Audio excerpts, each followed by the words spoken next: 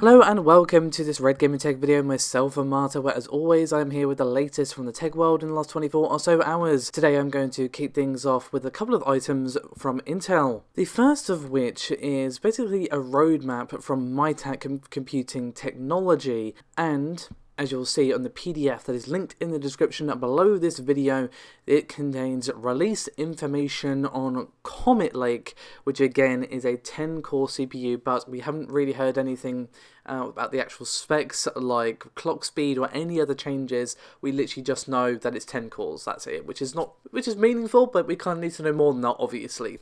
So what are they actually saying in terms of the release information? Well, they are saying Q2 2020.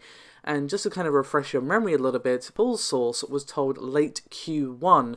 So it does roughly line up with each other because it could be sort of early Q2, obviously, or late Q1, kind of knocking on the door of each other, I suppose you could say, is the way to phrase it. So this means we probably won't hear any concrete information about what's going on here for some time. It's not even coming out until next year. But if this is correct, we don't have to wait too long to see Comet Lake come out at least. But that's not the only item I have for Intel today. We actually have a Intel newsroom post which basically says how they are going to be making some major announcements this coming Tuesday about a new range of server processors and other data center technology. And you can see the post linked below, but the TLDR of it is, quote, Navin Shenoy, Executive Vice President and General Manager of Intel's Data Center Group, and Lisa Spellman, Vice President and General Manager of Intel Xeon Products, will share the latest platform innovations across Intel's data-centric businesses related to breakthroughs in processing, memory and storage, and connectivity technologies, in addition to advancements in high-growth areas such as AI and cloud-ready networks. So this is going to be at 9:30 AM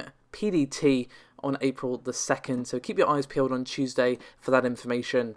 Now I've left what you could argue the most juiciest thing regarding Intel today, and that is actually regarding Nvidia's Tom Peterson. Now, according to a report from Hot Hardware, Nvidia Director of Technical Marketing Tom Peterson has actually left Nvidia and has gone over to pastures new over at Intel.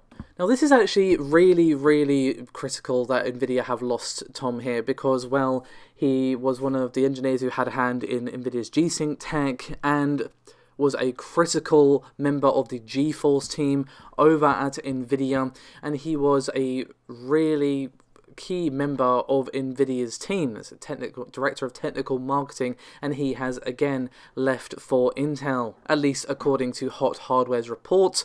So do take this with a little pinch of salt, but he has definitely left Nvidia, but whether or not he's left for Intel is a little bit sort of not up in the air, but it is according to Hot Hardware's report, I guess is what I'm trying to say.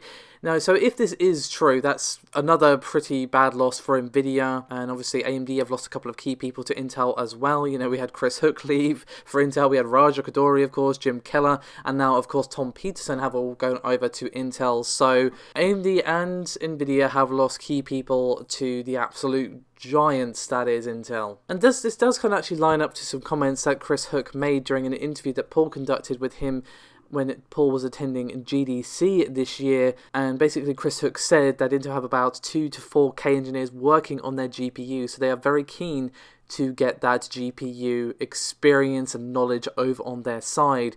You, of course, can find the full interview with Chris Hook linked in the description below this video. However, we're going to move on from that to something very interesting from Valve. So what we actually have here is a very sharp-eyed user on the Steam page caught eye on something by the name of Valve Index, which promises to quote-unquote upgrade your experience in May of this year.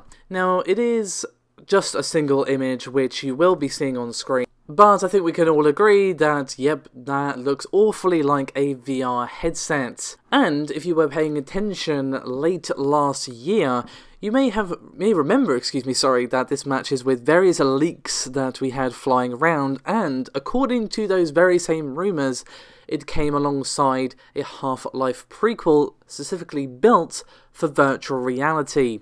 Now, unfortunately, the teaser site offers literally no information other than the image which you have already seen. We can literally just see what it looks like, see that it's called the Valve Index, see that it's some sort of VR headset, And that's about it. But what about those leaks I just mentioned? Perhaps you might have missed them. Apart from the fact that it's rumoured to come alongside a Half-Life prequel, as I've already said, it allegedly is going to have a 135-degree field of view, and is also going to have a VR-focused controller.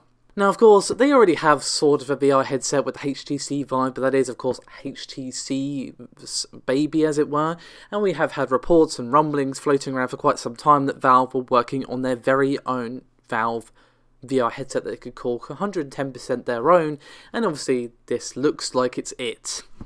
Unfortunately, we don't even know when we're going to be getting more information, but if this page is up, perhaps soon, perhaps not. If it's coming out in May, I would expect a bunch of information, probably mid-April. It would probably be a decent, reasonable bet, but of course, it could come out tomorrow for all I know. I am purely guessing. I think the thing that's going to get people's sort of excitement tingling the most is, of course, that Half-Life prequel that is allegedly going to be coming out.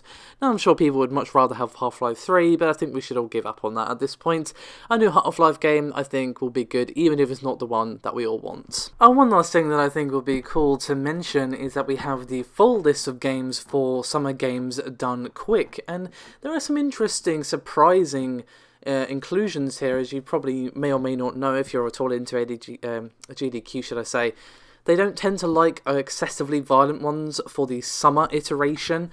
So there's the fact that we've got games like Resident Evil 2 and Dark Souls 1 and 2 on here, as well as Devil May Cry is a little bit surprising to me, but we've got some pretty nice speedruns on the go coming up for SGDQ. That's a bit of a tongue twister to say, I'm not going to lie. Myself, I'm probably just going to tune in for the Dark Souls ones. I have very much enjoyed the Bloodborne speedruns that they've had in the past with a speedrunner who I really like called Jesus His Toast. So he's kind of got me into speedrunning a little bit, so I think I'm going to be tuning in for a few of those, but you can find a link in the description below this video to view the full list. There is a ton that I haven't even mentioned. Contra's on there, Crash Bandicoot's on there, Dive Kick's on there, just to kind of give you an idea of the sort of games we're in for. A bunch of Mega Man, Quake, all sorts on there, so give it a bash. And if you've never watched GDQ before, I would recommend it. It's always fun. Anyway, that is me done for this video. Thank you so much for watching. As always, your support is highly appreciated, and I'll see you next time.